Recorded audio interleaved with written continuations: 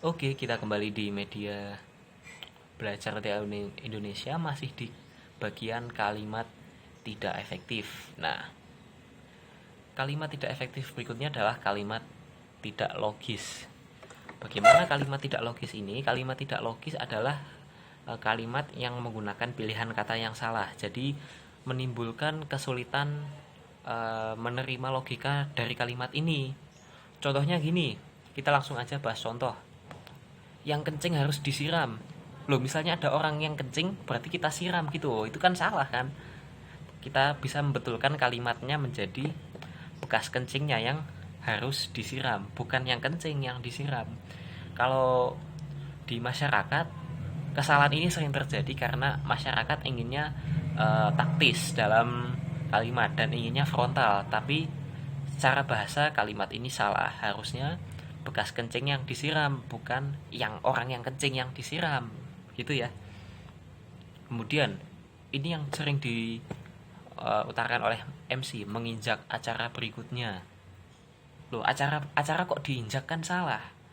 Semestinya memasuki acara berikutnya. Nah, MC ini koreksi nih, jangan sampai salah. Lalu waktu dan tempat kami persilahkan. Loh, yang dipersilahkan kok waktu dan tempatnya, padahal waktu dan tempat tuh nggak bisa ngapa-ngapain, benda mati. Nah, kok malah waktu tempat yang dipersilahkan? Ya mestinya yang dipersilahkan adalah bapak dan ibunya. Kemudian pelanggaran lalu lintas harus ditindak tegas. Loh, masa pelanggarannya yang ditindak? Yang ditindak adalah yang melanggar kan, yang salah yang ditindak, orangnya yang ditindak, bukan pelanggarannya.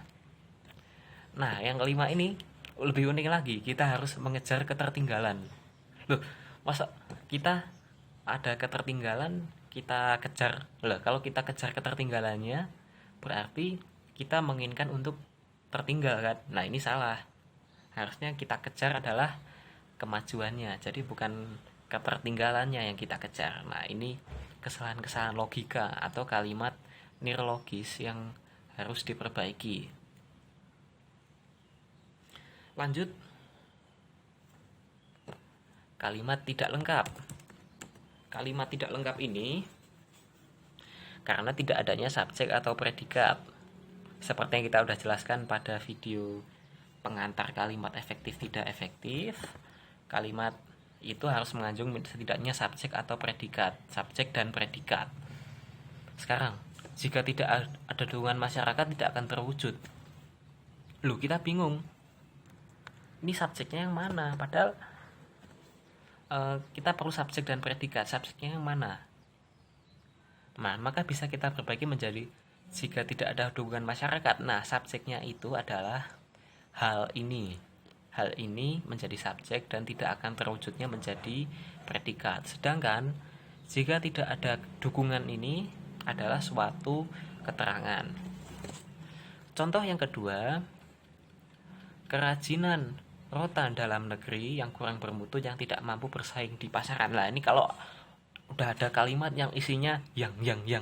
Nah, ini tidak jelas karena hanya menunjukkan kata benda, bukan menunjukkan suatu kalimat. Kalau udah kebanyakan yang.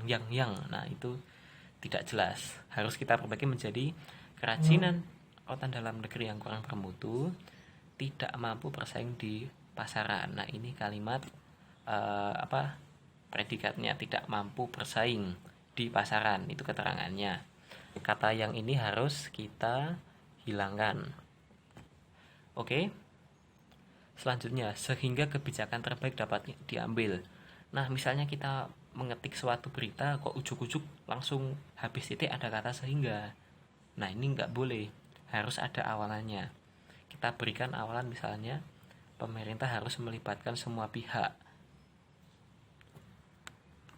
Oke, udah jelas. Sehingga kebijakan terbaik dapat diambil. Oke, mungkin untuk sekian kalimat tidak efektif. Kita lanjutkan di video berikutnya lagi. See you next time. Wassalamualaikum warahmatullahi wabarakatuh.